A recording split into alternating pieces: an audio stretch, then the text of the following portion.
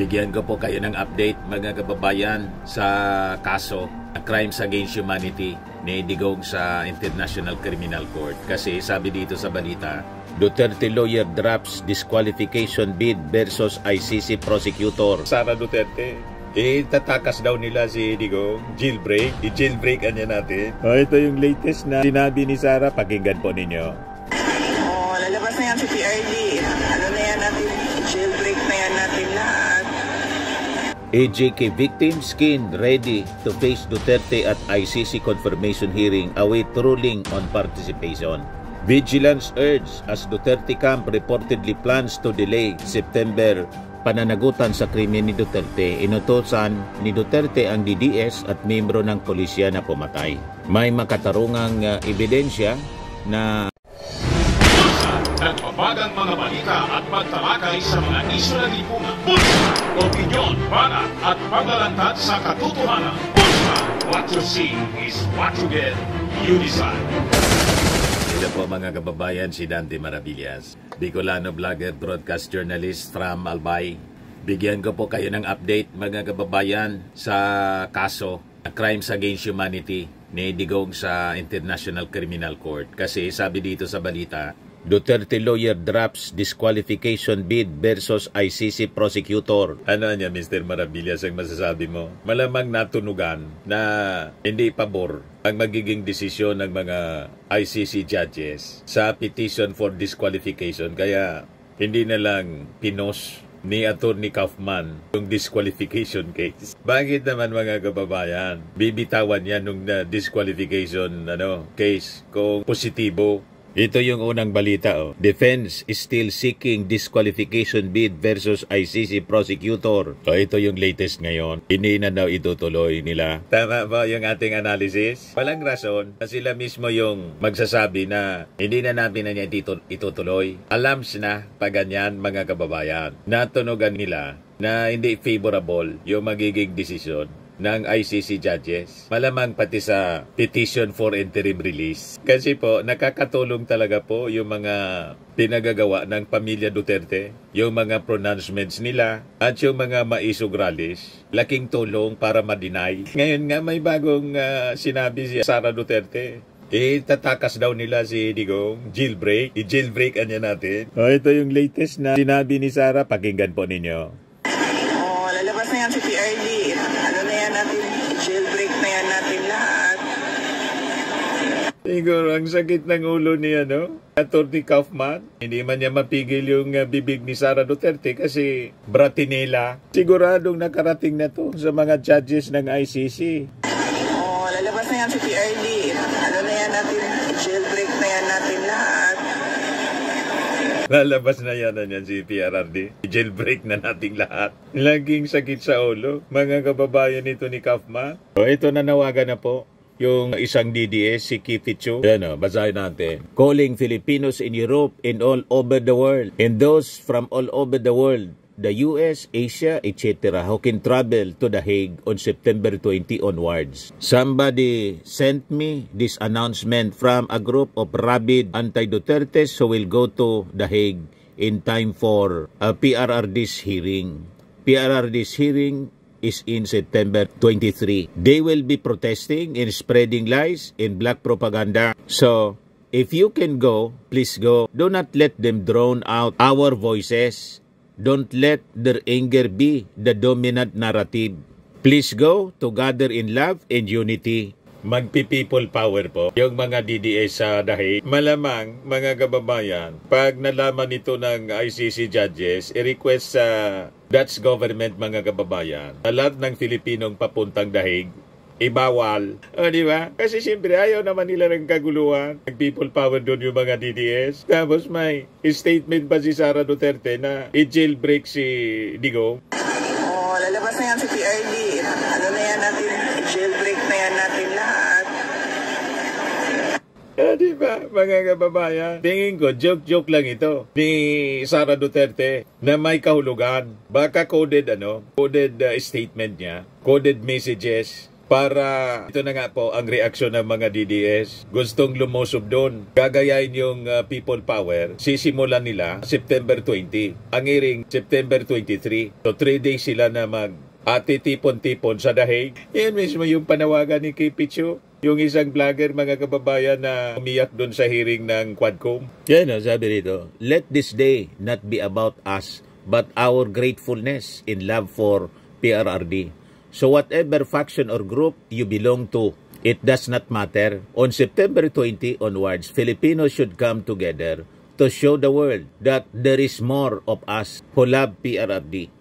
Please go if you can. Please go if you can afford to go. There are many activities lined up to show support for PRRD. It's the most important day for him. So let's gather in unity and let's manifest goodness to the universe so it boomerangs back for PRRD. Let us gather for him. Let us pray for him. Let us unite for him. And wherever in the world you are, please pray for him. He's always been there for us. And now, he needs us more than ever.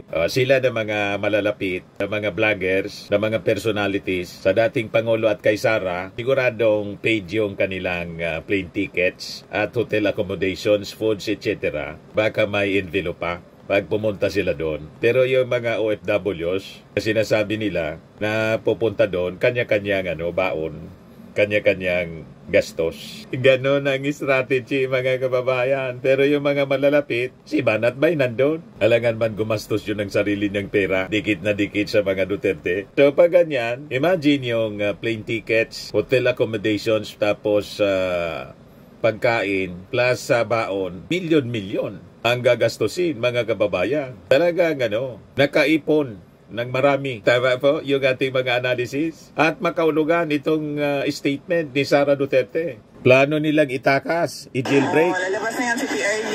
Na yan natin, jailbreak na yan natin lahat.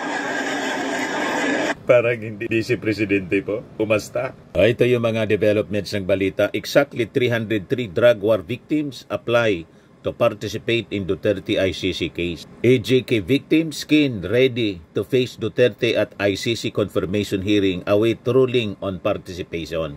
Vigilance urge as Duterte camp reportedly plans to delay September ICC hearing. Hindi nga lang i-delay ang plano. Sinasabi na ni Sara Duterte, jailbreak daw. Ibig sabihin, pupuwersay nila. Kaya magpapatipon ng mga tao para lusubin ang ICC detention cell. Sa pamamagitan ng people power, huhugutin nila. Pupuwersay nila si dating Pangulong Digong na i-jailbreak. Parang Mission Impossible na niya, Mr. Maravilla. Mission Impossible po. Lalabas na yan si PRD. Na yan natin, jailbreak na yan natin lahat. Coordinated na siguro sa mga kaibigan nila kung sino. May aeroplano na siguro na kay standby. Talaga niya, Mr. Maravillas, Mission Impossible, paano yung gagawin? May kasabwat siguro na mga high-ranking officials sa dahig. That's government para magawa nila yan. Di ba? So ito, sabi po ng National Union of People's Lawyers, NUPL, and advocacy group Rise Up for Life for Rights through lawyer Cristina Conti. They are wary of a legal obstacle cited by Duterte's defense team in a previous submission regarding the September 23 confirmation of charges hearing. Sabi ni Atty. Conti, dapat maging mapagmatsyag tayo sa anumang magdidiskaril o mag-uudlot sa proseso. Sa diwang ito, binibigyan diin ng mga biktima ang pagtutol sa pansamantalang paglaya o interim release ni Duterte. The confirmation of charges hearing scheduled at The Hague, Netherlands will determine if there is sufficient evidence to proceed with a trial against Duterte for crimes against humanity. The victims, according to the statement, are prepared to confront the memories of the killings and abuse that occurred during his presidency. Handa na ang mga biktima na harapin si Duterte sa ICC at kumprontahin ang mga alaala ng malagim na patayan at pang-abuso na naganap sa pamumuno niya. Uhaw tayo sa katotohanan at pananagutan, bitin tayo sa paglilitis na disinsan ay pantay at patas, sabi po nila sa statement. Sa lagay ngayon, ang kaso ni Duterte sa ICC isang natatanging pagkakataon para makamtan ng hustisya, hindi lang para sa ilan kundi para sa nakakarami o nakararami. So yan mga kababayan, andang-anda na yung mga AJK victims. So ito po ang mangyayaring proseso, paliwanag hinggil sa pag-aresto ng International Criminal Court kay Rodrigo Duterte batay sa kanyang warrant of arrest na isinapubliko at isinailalim sa Tagalog ng International Criminal Court. Pansariling pananagutan sa krimen ni Duterte, inutusan ni Duterte ang DDS at miyembro ng pulisya na pumatay.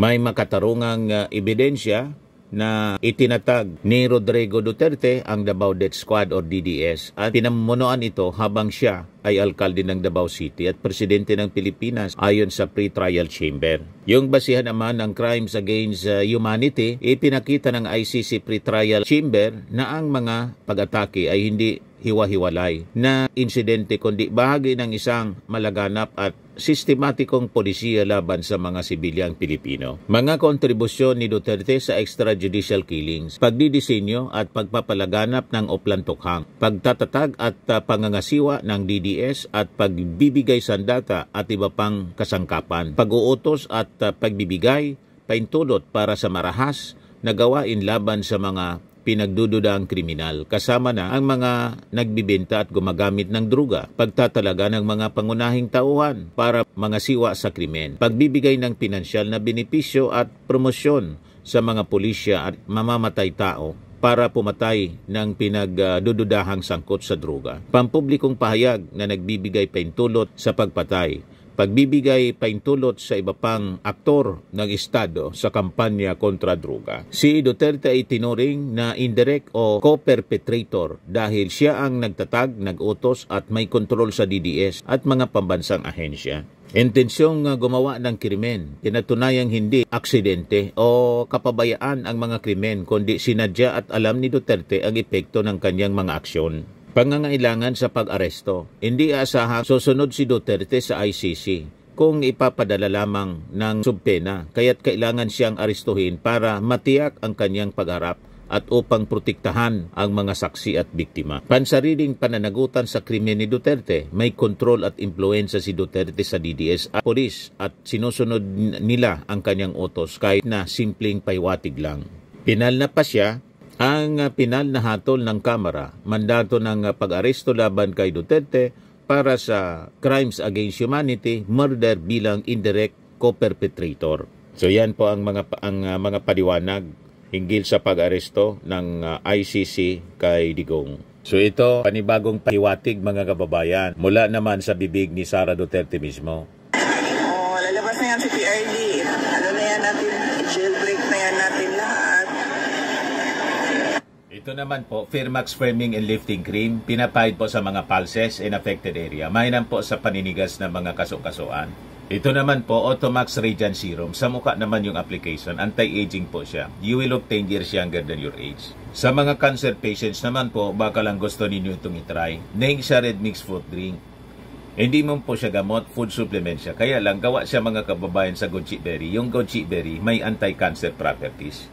O ngayon, yung mga inquiries ninyo, dumiritso na lang kayo sa aming messenger sa Facebook para masagot namin agad. Ayos pa? Ayos na ayos niya, Mr. Maravilla. But anyway, ito po pala yung aming bagong product na binibenta online. I am worldwide amazing pure organic barley powdered drink mix from Australia.